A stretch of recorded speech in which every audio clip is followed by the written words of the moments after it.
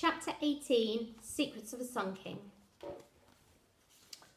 Half a second later we were lying flat on the ground, even the camels. Something large and white loomed in front of us, a canvas tent.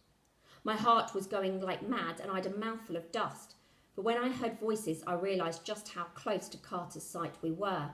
In fact, we were in it, exactly as we wanted to be, only it suddenly didn't seem like such a great idea. Pah! As I suspected. Guards, Pepe muttered in disgust. Tulip groaned. Just what we need. Propping myself up on my elbows, I peered around the tent. The torch had gone out. The voices had stopped too. I didn't dare move an inch more in case the people were still there. Oz wriggled alongside me. Torch batteries aren't very reliable, though it depends on the type. For crying out loud, shut up! Tulip hissed violently. Easy, Tulip, I whispered. Oz sniffed. You never listened to me, not about torches or the man at the station. What was he on about that again? The only man at the station I could think of was the one with the nice smile who told me to keep an eye on Mr. Carter. What it meant to Oz I didn't know, but he was awfully upset about it, and when I tried to touch his arm he turned his back on me. It's this valley, Peppy shivered. It casts bad spells on people, makes them argue and fight. Like Grandad and Professor Hanawati, I thought grimly, who'd come here and never been friends again. We fell into a tense silence. Without the torchlight fitting around, it was easier to see things. Just in front of the tent was a heap of rocks, a wheelbarrow, what looked like the electric cables we'd seen earlier running past us in the sand. Beyond that, I saw hooves and swishing tails. 4 donkeys were tethered, nosing through a pile of dried grass that had been left for them. Beyond it, the sides of the valley rose almost straight up. My stomach fluttered. Somehow, we had to climb the rock face without being seen. Shifting my satchel to the side, I got into a crouching position. I'm going to have a closer look. Be careful, Pepe warned. Heart in mouth, I inched around the tent. The cables seemed to all lead to one particular spot, where the dark turned deepest black. I blinked, my eyes adjusting. There it was. Set into the mountainside like a cave was the entrance to Tutankhamun's tomb. Despite all the newspaper headlines, all the gossip and stories buzzing around the world, it looked disappointingly ordinary. Just as Lysandra had described it, in fact, a tomb that didn't stand out or seem particularly royal. There was a gate fastened across it, a wooden one, padlocked, which made it look rather like a coal bunker or a garden shed. Lysandra had told us about the rushed, shabby burial and Maya storming off in disgust. I could see why. Even though Mr. Carter must have put this gate here, it still felt sad and strange to have a person's grave under lock and key. I moved a few steps closer and a few more. The others were behind me in the shelter of the tent, too far away to call. I supposed myself very alone. So when I heard voices again, it caught me completely off guard. We're looking, remember, that's all, said a woman. I froze. Do you have the key, Pecky? Asked Mr. Carter, whose voice I knew instantly, and who clearly wasn't at the cocktail party at all. Here, a jingle of metal, the shuffling of feet on grit, and 4 people came out of the shadows to stand at the top of the steps to the tomb. Not a word of this to anyone, remember. If it gets out we've been in here, we'll lose our permit entirely, Mr. Carter said. They weren't officials or guards. They were Howard Carter, Lady Evelyn, a smaller, older man I recognised as Lord Carnarvon, and the person called Pecky with the key, whose silhouette was as huge and as wide as a tree. I dropped to the ground. Not that there was anything to hide behind. I was out in the open, and if I could see Mr. Carter's group, then all it'd take would be a glance over their shoulders and they'd see me. Oz was right. Their torch had given up. Instead, the man, called Pecky, lit a kerosene lamp. 4 faces huddled around it, all yellow-cheeked and shadowy. Once the gate across the tomb was open, they went inside, or rather, they clambered in. The passage they disappeared into was still ankle deep in rubble. All I could see now was the flicker of the lamp against bare walls. I glanced behind me to where Tulip and the others waited. Now was my chance to get back to them without being seen. But Grandad would want to know what Howard Carter was up to, and so did I. I crept towards the tomb. From inside came a muffled banging noise. Something fell to the ground. It sounded like a wall being knocked down. I inched even closer. What were they doing in there? The banging stopped. "This is where they broke in centuries before. Look, you can see where they patched up the hole," said a loud, jolly voice, which I assumed was Pecky's. "Robbed in antiquity, eh? Just like the rest of the tombs here." This was Lord Carnarvon, sounding annoyed. "What if we open this up tomorrow with everyone here and find nothing but a few old pots instead? We'll be a laughing stock." "That's why we've come, Papa," said Lady Evelyn. "We're just going to check, that's all. We have to know it's not been plundered." There were more knocking sounds. Something heavy was being moved. "If we take out those big stones, there, that's big enough to climb through. You try first, Eve, you're the smallest." I couldn't believe they were going in without any permission to do so. I supposed that made them almost tomb raiders themselves. If what Pepe said was right, then they'd certainly be so in the eyes of Egyptian law. Yet part of me couldn't blame them. I mean, who wouldn't? After all that digging and money spent, all those hopes and dreams, want to have a sly secret look at what they discovered? Tomorrow in daylight it would all be official. Maybe tonight, when they thought they were alone, they could pretend that they'd found was theirs.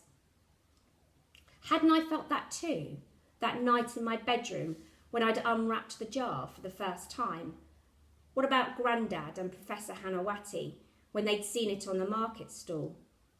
They knew the jar was valuable and they wanted it for themselves.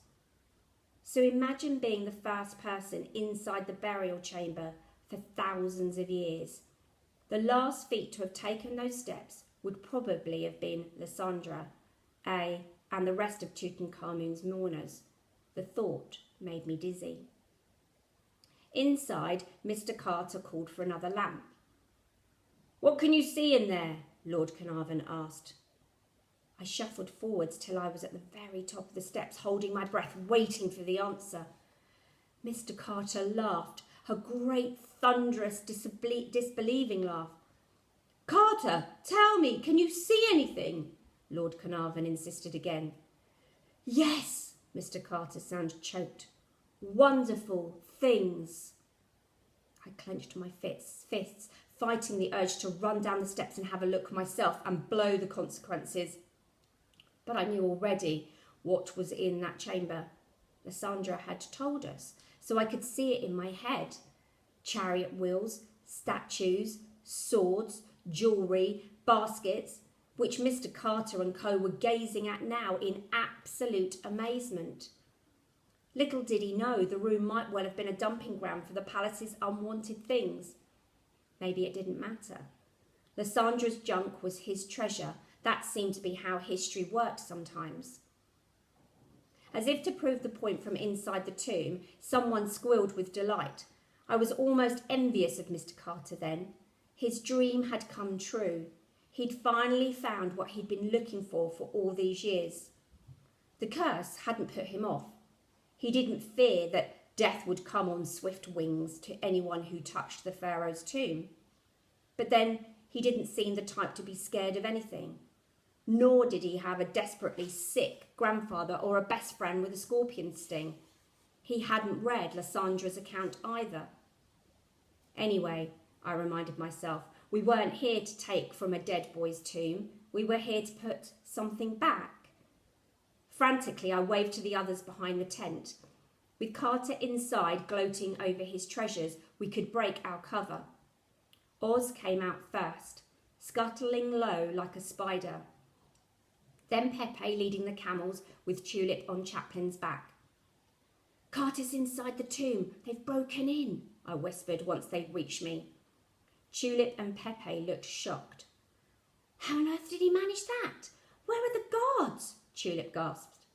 Money, Pepe rubbed his fingers again. He'll have bribed them to keep quiet. Well, he's in there now, so this is our chance to start climbing, I said urgently. Pepe tipped his head back to gauge the cliff. Straight up from here? I nodded. Can we leave the camels behind? No, both your suggestions are... Pepe tapped the side of his head. Cuckoo! I glared at him, but then I caught sight of Tulip's leg.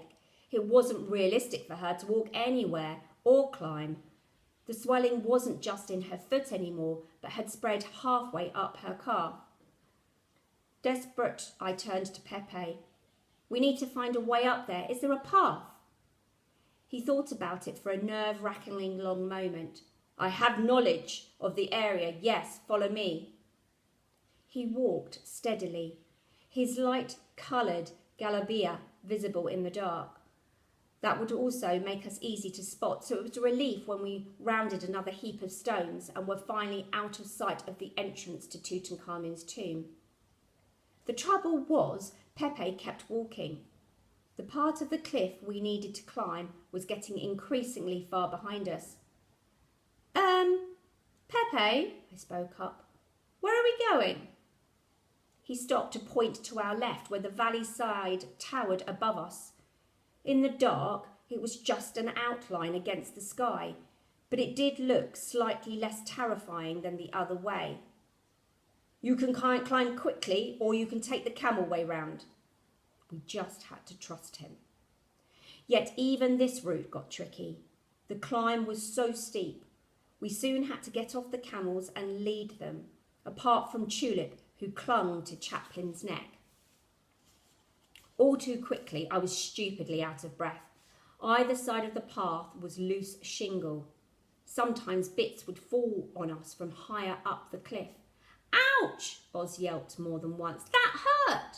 It did too, like someone with a pea shooter was firing down on your head. We'd been climbing for over an hour when Tulip vomited.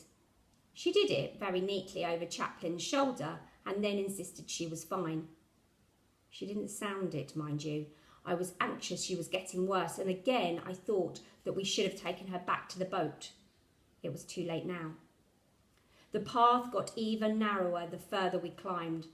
Under my satchel, my blouse was stuck to me with sweat. Our little rest stops soon started to become more frequent. Oz kept asking for water. Tulip told him to be quiet.